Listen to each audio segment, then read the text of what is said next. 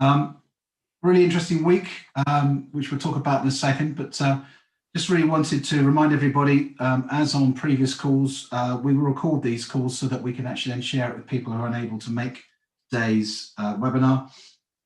We will be opening it up for conversations, probably do it at the end because it gets complicated otherwise. As before, as I say, if you do have any questions, please don't hesitate to use the little chat bar at the bottom of your screen. Throughout the presentation, it's always good to get feedback as we move through it all. So quick update, where are we? Well, the good news is that obviously immunity and viruses and all the good things relating to the virus, things that appear to be improving.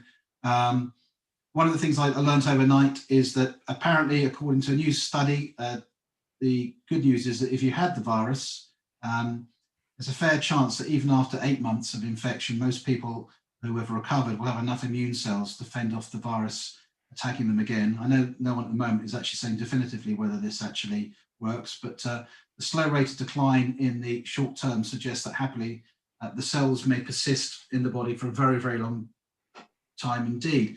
And the research was published over the weekend. It hasn't been peer reviewed yet, nor has it been in any of the scientific journals, but it seems to be the most comprehensive and long-ranging study of immunity memory so far.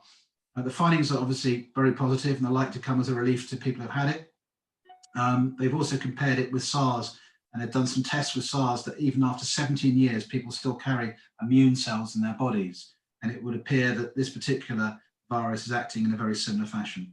So good news if you've had it, not so good news if you haven't had it yet. Sadly, 598 people died yesterday in the UK alone.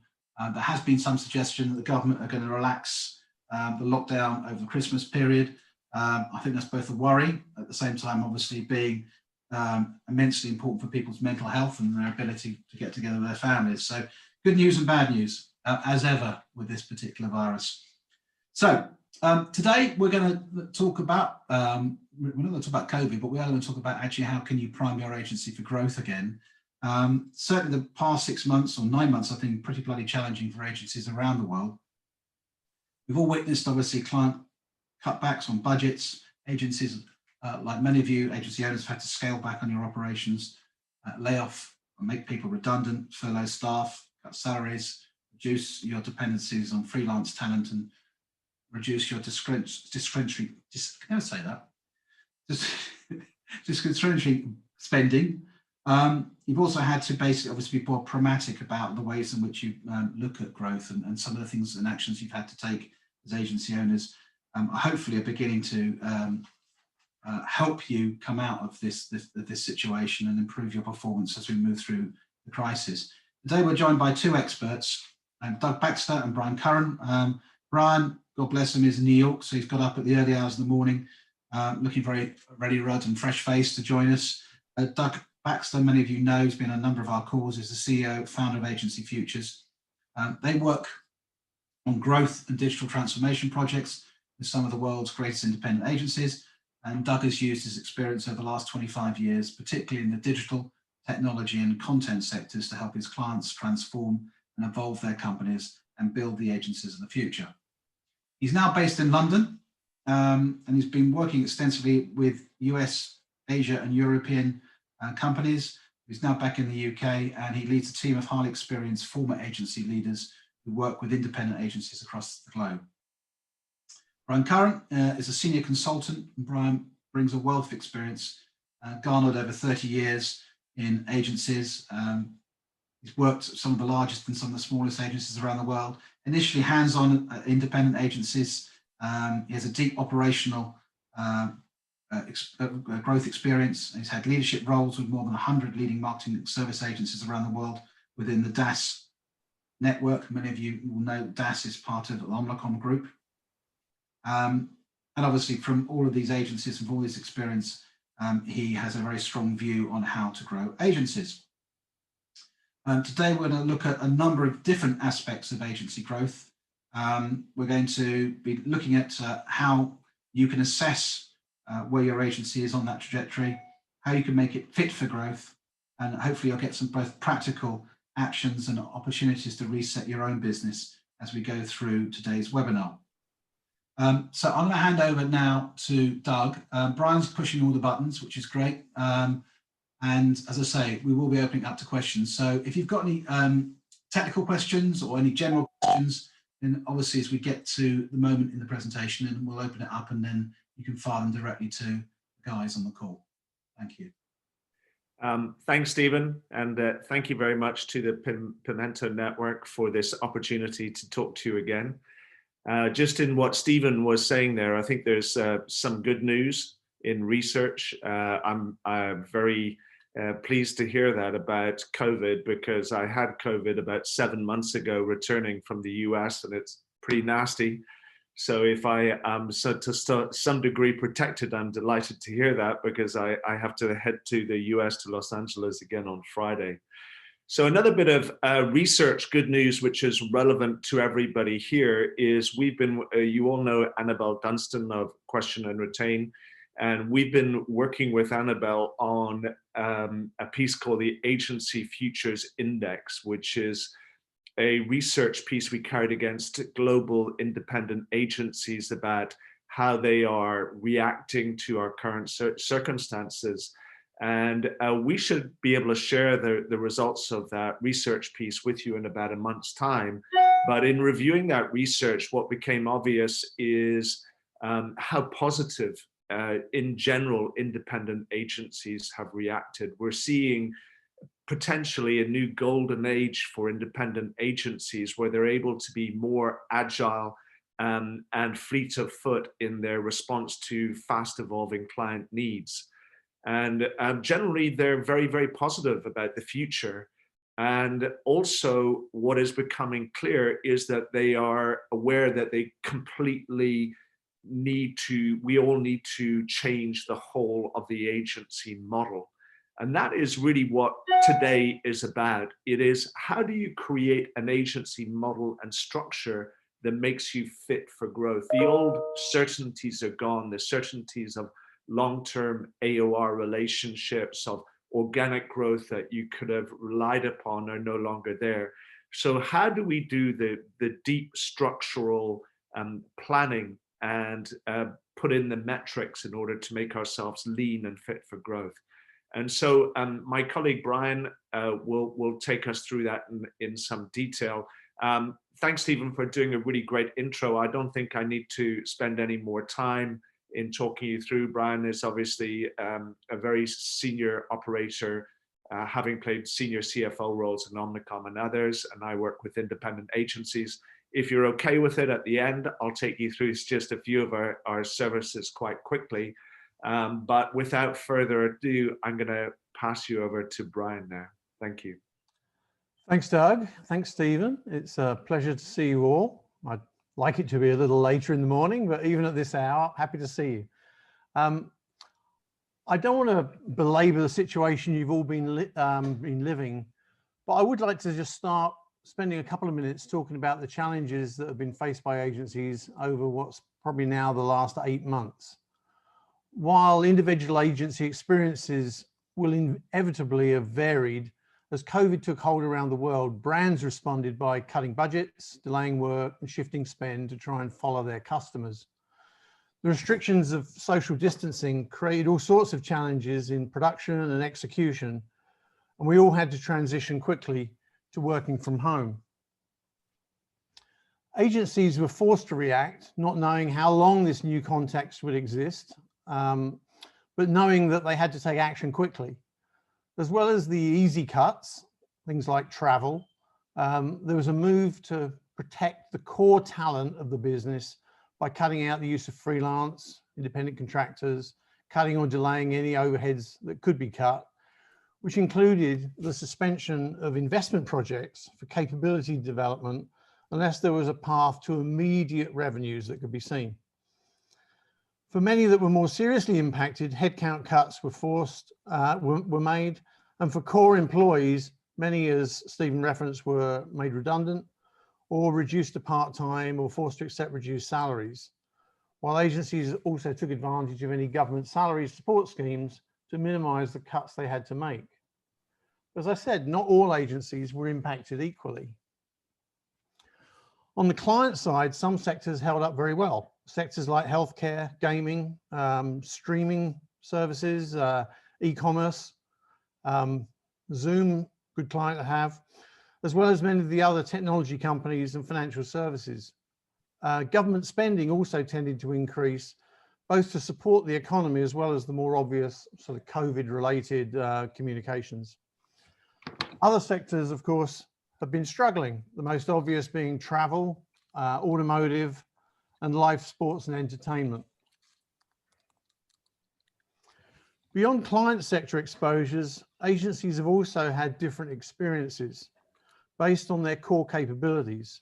Accelerated digital transformation of brands, along with tactical marketing mix and media channel shifting, and the practical management of executional challenges have benefited agencies focused on digital, transcreation, CGI, animation, for example.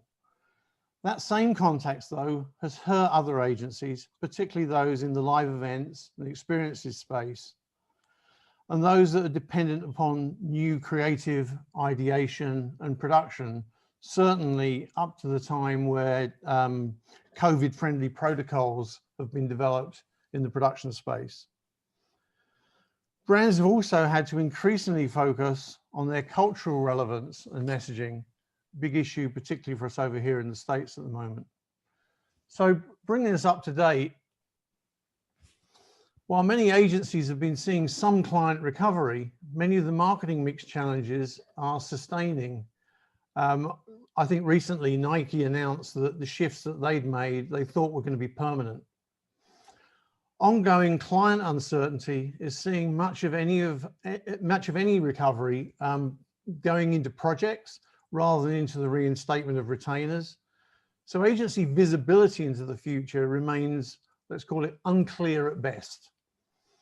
At the same time, many agencies haven't seen enough client recovery to be able to reinstate full salaries of staff, and most government payroll subsidies have run out. Again, not so long ago, Campaign ran an article saying that 31% of the ad industry was still suffering from pay cuts.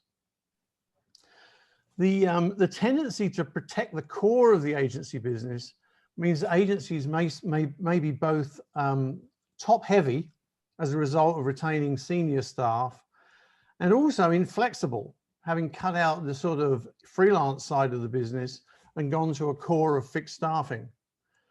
Further, the protracted suspension of investment may now be causing tangible pain by delaying necessary agency pivots to follow the money, as well as delays in addressing internal challenges of diversity and inclusion. All this is being navigated remotely, as most of us are still working from home while trying to maintain agency culture, staff commitment, and motivation. The key point to repeat is that not all agencies are in the same position. Some have been lucky to have been in the right place at the right time, with winning clients and winning capabilities. They've not had to make the cuts, and their current realities are very different to the status that I just outlined. Others have been unlucky enough to have a roster of struggling clients, and an agency capability set that has been switched away from during COVID. They've suffered the perfect storm, and frankly, in the absence of deep pockets and shareholder support, some may not even survive. Statistically, of course, the vast majority are somewhere in the middle. In my experience, rarely is an agency sort of standing still. They're either moving forwards or falling backwards. It seems to be the eternal sort of ebb and flow of agencies. But which your agency isn't inevitable. It's not even reliant upon you being lucky enough to be in the right place at the right time. It's dependent on you making smart decisions. So the question comes up, which are you going to be? I'd argue that moving forwards requires your agency's fit for growth. And what do I mean by fit for growth? Well, it means having access to appropriate specialist talent to be able to respond to new and future facing client needs. Appropriate in this context is having the right skills and at the right cost. It means an ability to cope with uncertainty of demand by having a flexible staffing model.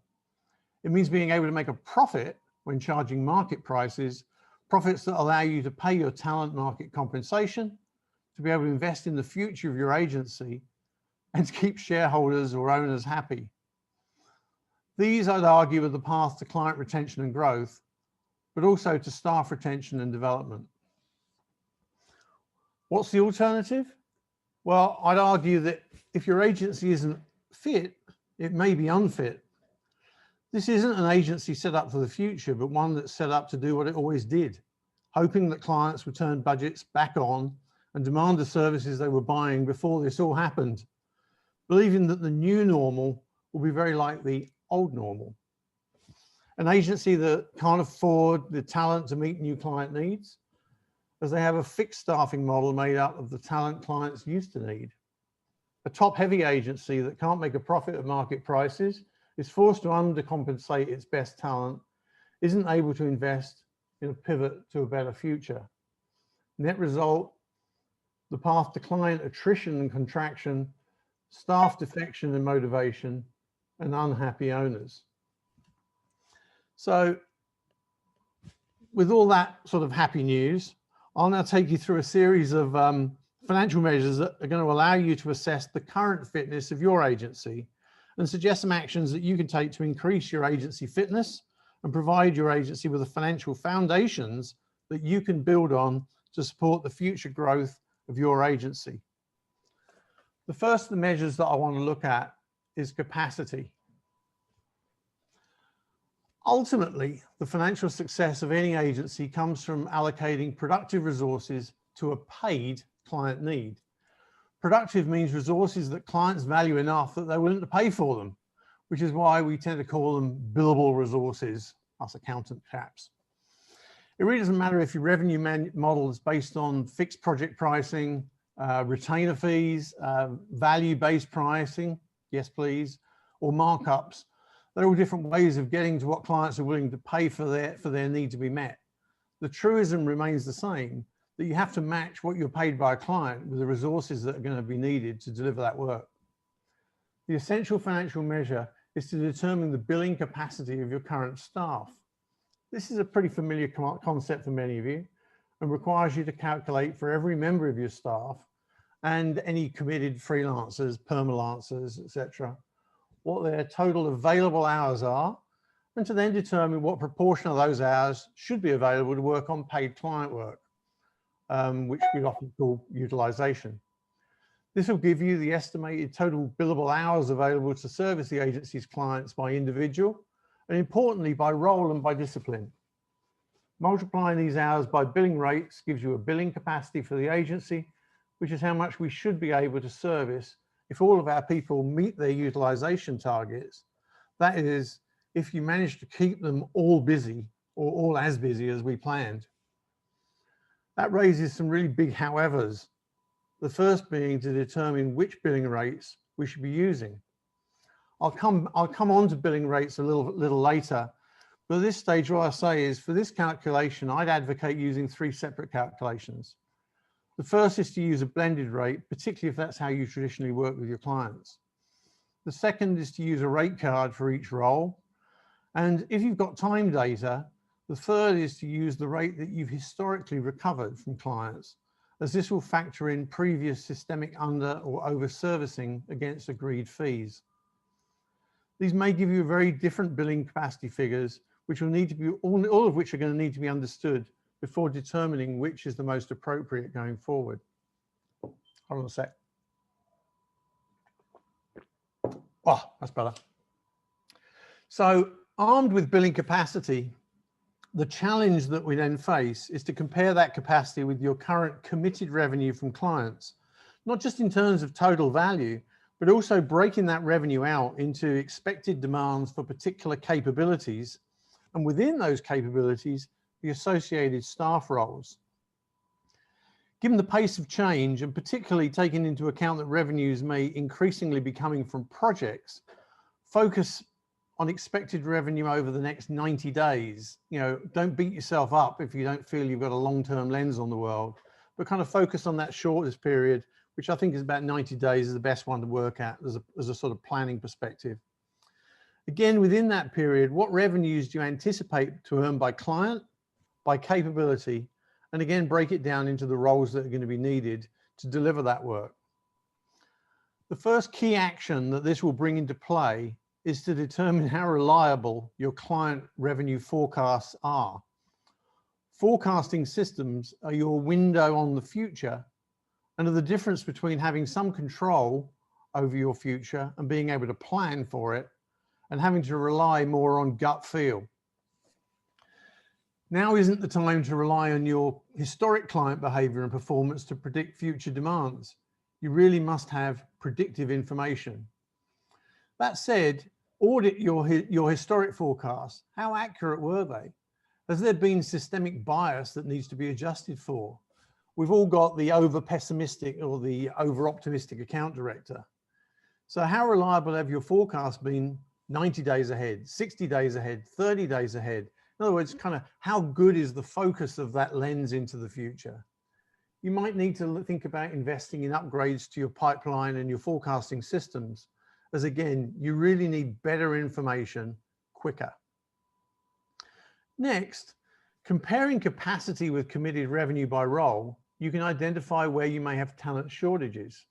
In the short term, I'd advocate that you plan to fill these with freelance talent. However, you're going to need to monitor this to identify any of these demands that are recurring and even try and set up some triggers that are going to tell you when you should switch into permanent solutions. This might be a new staff position, but I would advocate that with the turmoil that we're still going through, you need to question yourself about whether any of these new capabilities that are coming up from clients are things you want to manage internally, or whether you should consider strategic partnerships with people who are already set up to better do that work so that you can continue to focus on your core. This isn't really a good time to be taking your eye off the ball. Unfortunately, in that comparison of capacity and committed revenues by role, you may also identify talent surpluses. Now, it might be that you can clearly see you have resources that, whilst busy in the past, are not going to be demanded in the future. What's more likely is that while you're confident of the revenues you may earn from your clients over the next 90 days, you're still less clear on exactly what resources you're going to need to deliver that work. In either case, unfortunately, the answer is the same. If you're not sure that you're going to have an imminent demand for a resource, you need to think about whether that resource can be retrained, redeployed onto other work that you do have a client need for, or frankly, they should be exited to free up budget to pay for the flexible resources you eventually identify that you are going to need. This is a tough, very ruthless lesson, but it's necessary, as holding on to what you don't need will reduce your ability to bring in what your clients do need, and is going to impede your growth. Now, it's all well and good matching resources to client needs, but we haven't yet talked about any of the associated finances, the numbers of what clients will pay, and the cost of those resources. So, as I referenced earlier, let's return to the subject of billing rates, which we used in our capacity planning exercise. Again, while there are all sorts of pricing models out there, the fact is that most clients include in their contract or their project scoping or their pricing reviews the need to understand the cost of the direct labor that's going to be used to deliver the proposed scope of work. Client fees are usually based on a multiple of direct labor. They're using what we call a labor multiplier. However, most experienced clients and their procurement teams will have expectations coming into a negotiation of what their direct labor cost should be for different roles, of the billing rates they expect to pay for those roles, and for different types of engagement may even have expectations of the mix of roles that are going to be used to deliver that work. This sounds horribly like buying commodities. It's good business for clients as they attempt to take the gloss off our creativity and frankly, to try and take some of the profits out of our pockets. On a practical point, please, please, please never tell your clients what your actual pay rates are. Most clients will push back and ask for pay bands for each role. And even if you don't provide that or won't provide that information, the client's still going to use benchmarks that they have for cost in determining acceptable billing rates. Indeed, some clients will completely opt out of needing to agree the mix of senior and junior staff deployed on their business by imposing a blended billing rate and effectively putting 100% of the risk of different roles onto the agency. One of the things I would point out of this is that with the shift from retainers onto projects, when you're scoping projects, recognize that with more projects, there's more sort of pick up and put down time. And therefore it's likely you're going to need, you need to bring some of that time into your scoping when you're trying to agree scope for these projects, because you might need more time than you would if you were looking at an incremental campaign within a retainer arrangement. Ultimately, the key driver of agency financial performance remains the relationship between what clients will pay for the work they need and the cost of the resources that are used to deliver that work. So let's talk for a moment about direct labor. As mentioned earlier, the natural agency reaction to try and protect the core of their business in the face of COVID and other client comebacks, if only, let's call them cutbacks, may have led to the elimination of more junior roles. The result is an unfit change in mix of staff with more senior and less junior staff, meaning that across the whole agency, the average or blended cost of an available billable hour may have increased, even if the current client needs don't require the mix of senior staff being used on that staff to increase. Agencies that have seen this may have taken some corrective action by cutting senior staff salaries, but this only masks the challenge of being increasingly top heavy. The gamble is that client growth will come soon and will allow the hiring back of junior positions to restore that historic mix of roles associated and the associated cost profile of those roles. But recognize that until that happens, there's no path to salary reinstatement for those senior people. Again, that statistic of 31% of staff have still got cut salaries. And therefore, there's a risk of losing those, your best talent to fit agencies, those that haven't been hit as hardly and are able to hire senior talent and pay full rates of pay for it. Brian, can I just interject at this point? Annabelle, yeah, absolutely. Go for it. Annabelle Dunstan has asked a question which I was actually quite interested there when you said it, is in the current conditions, it seems like transparency is a healthy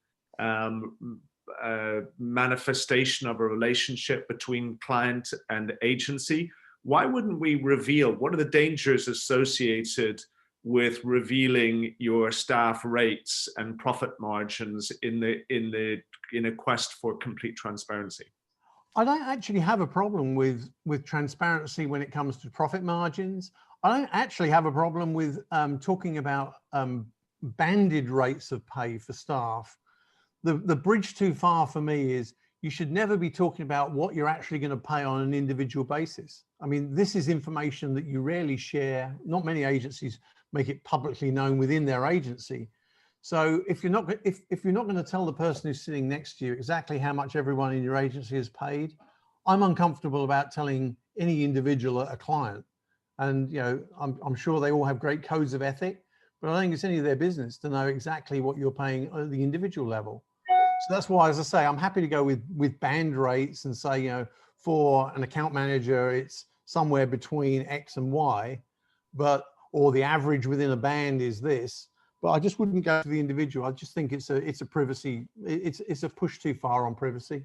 But beyond that, transparency is fine. I think it's important they do understand the metrics. Okay, also, Philip Lancaster brought up a good point. You know, some of this, which you're saying is, it seems to almost suggest that there's this very, almost not quite hostile, but very aggressive kind of potential relationship with procurement. Is that any different if we're talking? Is there a different sense of things if we're talking direct to client rather than procurement? And what is the difference between client and procurement when it comes to these metrics? I would certainly say that, you know, an experienced procurement professional is going to drill into this a lot harder. I mean, most clients, you know, if you're not dealing with procurement, they're going to be looking more at value. But at the same time, you know, one of the trends has been for brands to move away from agency of record type relationships. So where they're using a lot more agencies, even outside of procurement, clients have a lot more ability to compare rates between clients. So they are, you know, they're getting smarter on this. So it's not necessarily it's always going to be a tough battle, but you know, most of what I'm advocating here is about the internal discipline of how you manage your cost base against what's going to be perceived as a market price. And the market price is something either they know about, they can find, they're going to, you know, they're going to go down the pub with their fellow brand managers and compare these things. So I think it's still good practice to nevertheless assume that you're going to have to justify your rates and be commercial about it. Okay, thank you for that. All righty. So as I said, we're going to talk about direct labor here. So let me just switch on there. So having talked about this sort of challenge with direct labor, the next foundational challenge is to determine whether your agency has got a direct labor mix problem. We start by performing a diagnosis. And I should say at this point, the handout that we'll send after the call has got a little more detail than is even on the slide here to sort of help you in the construction of it, because it can look a little bit complicated. So what we're trying to get at initially is to do a calculation of the labor cost per hour. This is done in conjunction with the capacity planning exercise, where we've already looked at what the available hours are and utilization. The additional information needed in this challenge is to include the total labor cost for each individual. I point out this is internal, not with the client. So internally, what's the cost by individual? And when I say total labor costs, it's salaries, it's taxes, it's benefits, and I'd also include incentives. I specifically mention incentives because I very much see that as being a cost of doing business. It's something that needs to be built into your pricing model. And it's something that frankly clients do care about because they expect you to do a good job. So they want people to be incentivized. Importantly, you should run this diagnostic not only for your current rates of pay and available hours, but also do the same calculation back pre-COVID and before any cuts that you made. This is going to identify any masking of the problem that may have been achieved through temporary salary cuts or temporary imposition of part-time working. Include all of your staff, not just your billable staff. I'll explain in a while that's necessary. And I'm afraid I'd even advocate you include yourself, as we'll need to access some of that data in a later challenge. Using these calculations, you'll be able to identify the average or blended direct labor cost per hour across your agency and see if your agency has got fatter. In other words, is the average cost of an hour of doing work for a client going up, or maybe it's gone down. But if you've got more, if you've got reliable time tracking data by client, you can also identify whether the expected hours by individual role for committed work going forward, you know, over the next 90 days, is again going to involve a higher labor cost, direct labor cost per hour than you've historically had and is built into your fee rates with that client. So again, analyzing this data is going to tell you the cost of servicing your clients per hour in total by client, and you can see whether it's changed from pre-COVID to now, and what it would look like if your existing salary cuts were reversed and full-time working reinstated. So with all that said, what happens if you do have a challenge? Well, if your direct labor cost per hour is increasing on any specific client, and if the increase is justified by a change in the nature of the work, for example, they've made some kind of shift on you, which means you need to use more expensive resources to meet that client need, then now's the time to raise with those clients and negotiate new rates particularly if you're using blended rates. One of the reasons I'm not a fan for blended rates is that these switches can hit you badly. However, if you can't justify increasing rates to your clients, or if clients aren't just not willing to accept them, then you're going to need to take some corrective action. This could include you reviewing your organization structure to determine if there is the opportunity to use less senior, or rather less expensive resources on clients and still maintain quality. In other words, are you using available expensive people to do work rather than the less expensive people who could do that work? This means you may have to make further cuts to some of your senior staff. But what that will allow you to then look at doing is reinstating the unsustainable temporary pay cuts that are imposed on your best staff. This is urgent if you want to be in control of these decisions rather than your best talent making those decisions for you. So I then want to go back to your client revenue forecast. If you're confident you're going to be able to grow back into a more balanced model quickly, you know, where I was talking about hiring in more junior people soon, then you might nevertheless want to consider enhanced performance-based variable pay, incentive pay effectively, that can reward your top talent as fast as that recovery is being achieved. In other words, let them know that whilst if they've currently got some kind of pay cut, they can see how they can earn it back as fast as we see any recovery, rather than, well, we'll get to it later. Again, it's all about trying to retain that best talent. Lastly, recognizing one of the positives of the rapid transition that we had to make to work from home is that if your new operating model is proving to be sustainable, there's the potential for you to hire talent, be it permanent talent or flexible freelance type talent, in markets outside of your traditional office base, including the potential to hire in lower cost markets. So having talked about those direct labor, let's go back to the concept of labor multipliers. The most basic measure that small agencies tend to use to manage resourcing is the total staffing cost as a percentage of their fees. Historically, profitable, well-managed agencies were able to hold this ratio somewhere between 60 and 65% of fees. And again, when I'm talking about total staffing, so it's salaries, benefits, and also incentives. The days of the 50% salary, I remember it well. I'm afraid it's kind of long gone. And I've even seen that margin pressures from a lot of clients have been pushing agencies that their staffing costs are now getting up to close to 70% of fees. The key point, though, on these ratios of this relationship of staffing cost to fees is that this isn't how clients look at their fees. An enlightened minority of clients may look at fees in terms of the value of the work produced, but most look at it in terms of the cost of the labor that was used to service their work, the direct labor that we were just talking about. They do understand that agencies are in business and that to support the direct labor business, they will also have to have overhead, and they expect that you're going to be able to make a profit.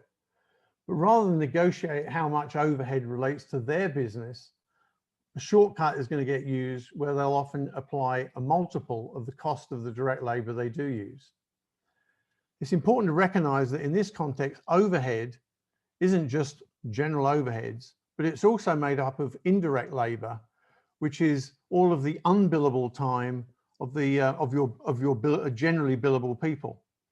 So overhead in this context is much broader than sort of fixed overheads. Benchmark multiples can vary according to client tolerance, agency capability, and geography.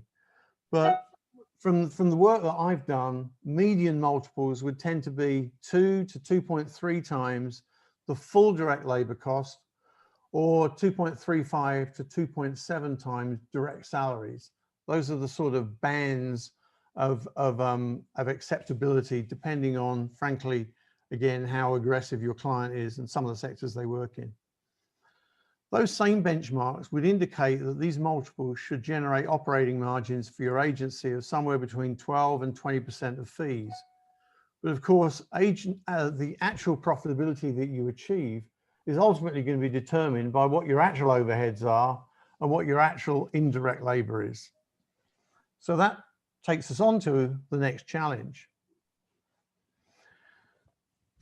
When I was talking about agency profitability in that 12 to 20% range, unfortunately, it's difficult to achieve that if indirect labor and overhead labor are more than 40% of the total cost of direct labor.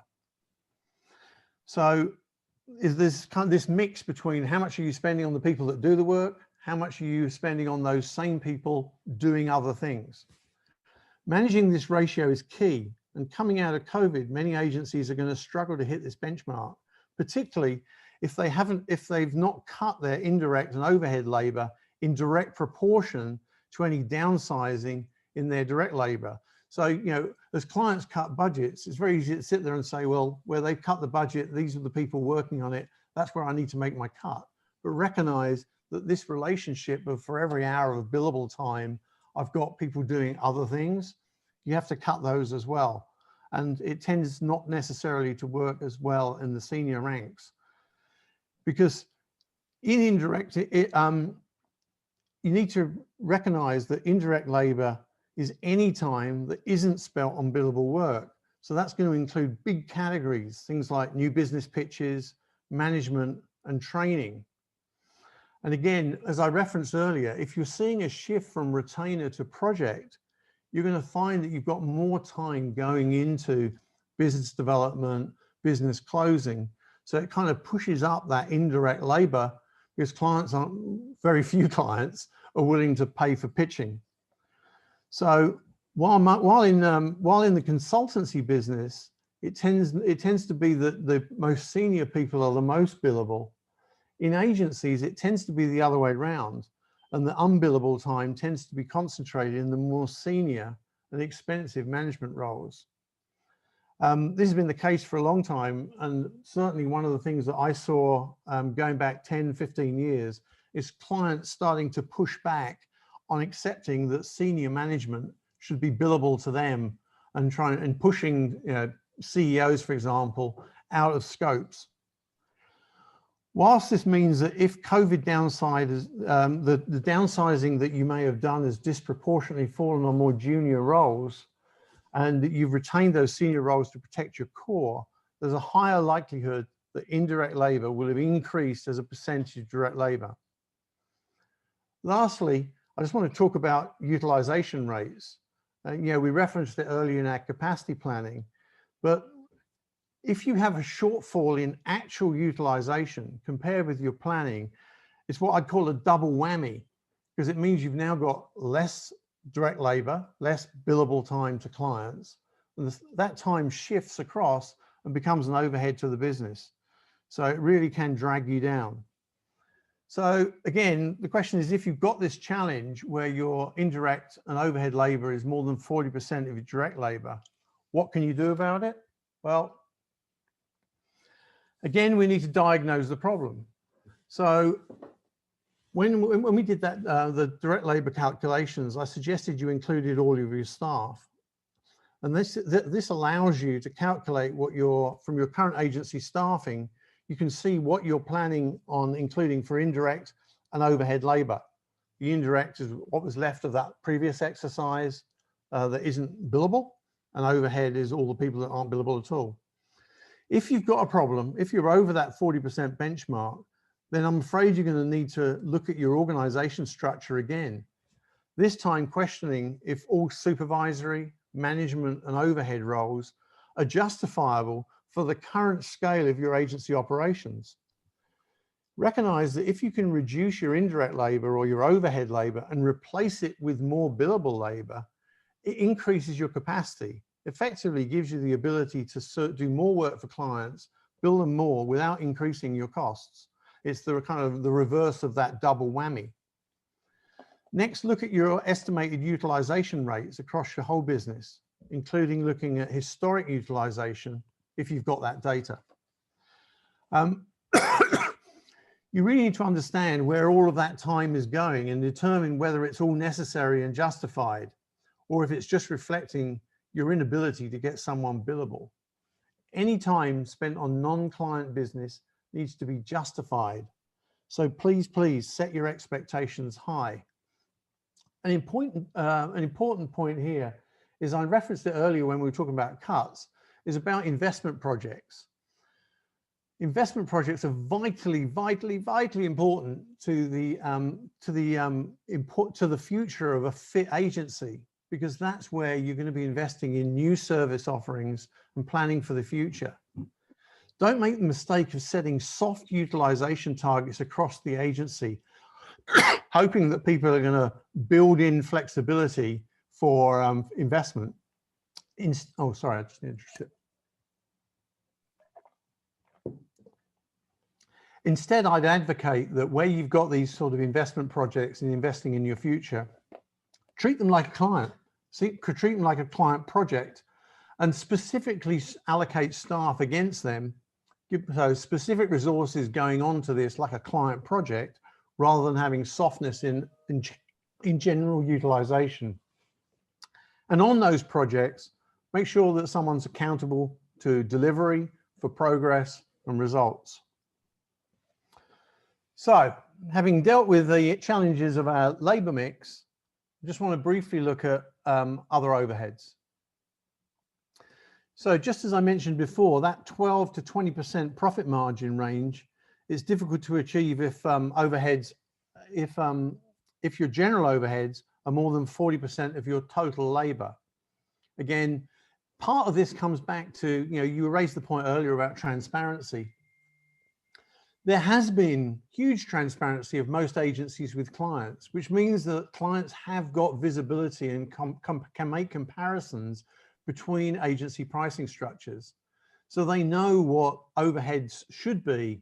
They know what direct labor and indirect labor should be. They know what multipliers should be. They're well informed now, which is why you're going to have a challenge to make the profit, because you may not be able to pass on overheads that are over and above the benchmarks that they're working with. And so that's why in this case, I'm saying you may have an issue if your other overheads are more than 40% of your total labor. The good news is that at the moment, this tends not to be a challenge for agencies, as most agencies have tended to attack their overheads first when they've been faced by client cuts during the COVID crisis. They'd rather cut overhead and protect the core of their talent. So, and of course, some of the moves that we've had to make in our operating models have forcibly removed other costs from our business. For example, travel and entertainment, since we can't get together. That said, now is the time to start thinking about what your new policies are going to be going forward when you do have the choice to travel again. Given rents tend to be the largest cost for most agencies outside of labor, now's the time to think about what your long-term office requirements are likely to be, and particularly if you anticipate a permanent move to include remote working. The last point that you'll see on the slide here that I want to make on the subject of overheads is around technology. This is another one of those double whammies. Most agencies are continuously adopting new technologies and platforms into their operating models, either to improve market insight for the benefit of clients, or to drive internal efficiency through things like workflow tools, process automation, and the use of large-scale data sets and asset depositories. These may add incremental value to your clients, or they may reduce the amount of direct labor that you need to deploy. The irony is, though, that it could result in you earning lower fees because you're using less labor, and at the same time, it's adding to your overhead. So it's important that when you're scoping out work and when you're putting together your proposals to clients, that you break these types of costs out, take them out of your overhead, and find a way of charging them separately into the client, either as reimbursable costs. You might want to look at subscriptions or platform fees, and that are funded from the labor efficiencies that you're delivering to your client, or frankly, from the incremental value that they create for the client. So this brings us on to the last and final challenge, and one that I'm delighted to say is a little more optimistic, because it's talking about growth.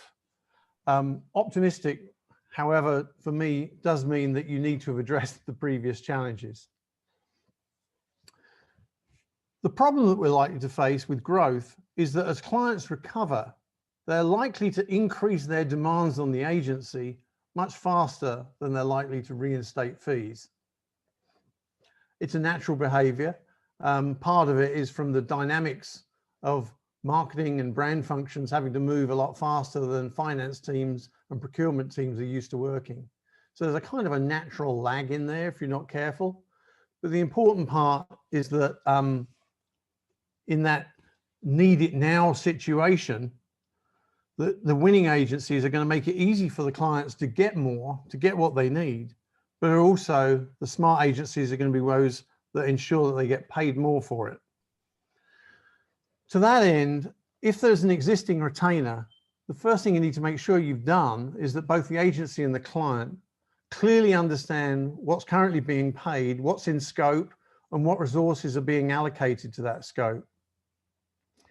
You should try and agree a fast process for managing out of scopes. That could include pre-agreed rates for roles, so that at least you're not getting into a rate negotiation.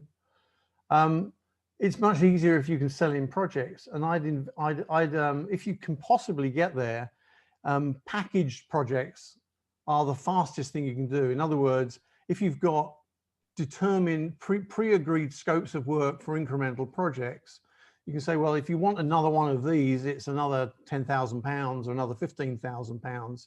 So try and get some fixed pricing on incremental projects, rather than every piece of extra work having to get into a debate of, well, to do that, we need to allocate these resources. This is what they cost. These are the rates.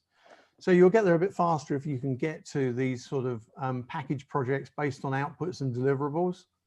But if you are forced down the traditional route of that renegotiating new scopes, be careful of substitutions. In other words, be careful if a client is turning around and saying, well, within your existing scope, you had this. We're not going to do that. We're going to do something else. So it's just a switch. So nothing's to be done. Recognize that if those substitutions may involve a change in the mix of roles that you're using and could actually involve higher costs for you internally. Another reason, again, to avoid blended rates if you possibly can. A good tactic to use is to say to your clients that you're only willing to hire or allocate dedicated fixed resources against retainers. Again, if you remember, I was talking earlier about triggers for hiring people. This would be one of those triggers, which is, you know, a 1 month project for me is not a trigger to make a permanent hire. But if you have a client that's willing to sign up for a retainer and build into their scope a permanent role, then that would be that's a good trigger to make a hire. If you can, if procurement, I've been talking about the negatives of procurement. If procurement is there, they can also be a help for you because they are normally amenable. Indeed, often they're insistent that you shouldn't be doing work without a purchase order. Well, you can use that as a way of accelerating the scoping exercise. But also some clients, particularly at the moment with the sort of dynamism that you're seeing where they're having to shift fairly fast, some of them have now accepted the concept of providing contingency purchase orders or some sort of small blanket order that you can bill against while the discussion's going on in the background as to what the final scope for projects are going to be or final project fees are going to be. So don't be shy to ask whether you can get that, because that's at least you showing a willingness to move at speed and be supportive of what they want, but at the same time operating within their principles of not doing work without commitments. So with all of these things said, none of them are easy. But any improvement you can make on any of them is going to increase the likelihood of you growing profitably and staying fit. So I'm just going to kind of wrap up with a quick summary. Our underlying premise is that the agencies that are going to be most successful through a recovery and longer term are those that are fit for growth. In summary, fitness is where clients receive value from their agencies, where employees are fairly remunerated, where future-facing capabilities are being invested in, and where owners make a fair return on their capital. Being fit for growth requires strong financial foundations on which you can build that growth, where the agency is attentive to future client needs and plans ahead of that demand, but where permanent resources are only being retained for identifiable client needs, with unidentified needs being met through a much more flexible resourcing model. This is where we were talking about capacity, and where you've got a justifiable mix of senior and junior client-facing labor, that kind of direct labor challenge we talked about, and where you've also got an appropriate mix of billable resources to support and supporting sort of indirect overhead labor, that labor mix challenge, and where you're optimizing on your overheads, where the agency is being paid fairly for the work they do now and that they may be required to do in the future, where you're managing that incremental growth. So a lot of words, quite a lot of numbers, a few spreadsheets that I'm sort of leaving behind for you. I appreciate it's complex. We've helped several agencies navigate this. As I said, we'll give you the leave behind, which has got a lot of these steps laid out for you. But we're also happy to follow up with you, any of you, at any time to discuss your situation and see if we can be helpful. So I'm going to hand back over. Doug, do you want to pick up from here? Yeah, I'll close off. Thank you very much for that, Brian. That was absolutely comprehensive. I know we're just coming up against the time now, and there may be some questions, so I don't want to belabor our services, but just to give you an idea of some of the things that we help agency owners with planning and with what we call a growth audit, helping agencies to grow. We have a confidant service. We offer agency leaders to have former leaders help with them, and we also work with Green Square on that in the UK, offering a service called Agency Counsel, which is that service. My own background is in owning and running digital agencies. So many agencies have felt, although they realize the need to catch up, left behind. So we help agencies to put data and digital into their DNA. That sometimes requires some coaching, some bringing on of new talent. Work with Brian a lot on financial foundations, this kind of structuring product that we do with agencies. And then sometimes there's particular resources that agencies need. And then finally, you may have seen me on a call with some of amazing individuals and companies that exist within the network, talking about transactions where we're involved in sales and acquisitions, internal sales, also an acquisition resource. So please don't hesitate to reach out. And I'll just maybe quickly, I don't know what other questions there are, but I did think there were some really interesting questions to open into the group. And maybe you can pitch in. One of the interesting questions I thought was from David Sprague, where he asked, has the pandemic caused any change in attitude? And maybe Brian, you can start and other people can pitch in, from clients towards small agencies. Do you think they're prepared to look at bigger rates or more favorable terms for small agencies, either because they're suffering or because they see increased value in what it can provide? I haven't seen too many, let's call it, acts of generosity or philanthropy on the client side. What I would say is that there's been a move. There's an expectation and a need for agility, and I've certainly, from what I've been seeing around agency world, is that clients are accepting that a lot of independent agencies are more agile than some of the more monolithic larger agencies that they've worked with in the past. And so there's more sort of bleed out, overflow, that they're willing to push into independent agencies because they think they can respond faster. So that's probably the biggest metric for me, is agility, rather than, as I say, any kind of philanthropic desire to be supportive. Well, just building on that, Brian, do you think there's a particular space for independent smaller agencies between where a lot of clients have now got in-house operations, and we know when things move in-house, they become slower, they become less creative because they're mired in the internal politics and the slowness of an organization, and then the unwieldy and less creative service that they get from holding group companies? Do you think there's a new space that independent agencies can occupy there? Yeah, I think it's actually this. I think it's the same thing, which is, I think with more in-housing happening, particularly with a lot of the bigger brands, they're less enamored with the need for the big monolithic agency of record, which they basically outsourced everything to. And they're happy working with agile independent agencies, specialists. You know, there's definitely a move more towards specialism and away from generalists. So yeah, I think they're actually this. I think one of the reasons they're willing to do that is because of increased in-house capabilities. Okay, Stephen, let me pass over to you to wrap up, and thank you again from myself and Brian. Guys, thank you very much indeed. Really, really informative. A lot of content there for everyone to take on board. I will share it afterwards together with a link to the video.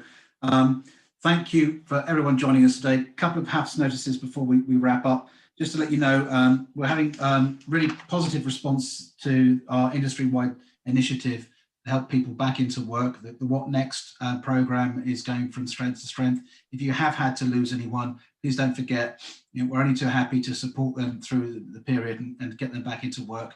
Either go to the website or have a look at the chat box, or go to the Pimento website, look up What Next, and you'll see what it's all about.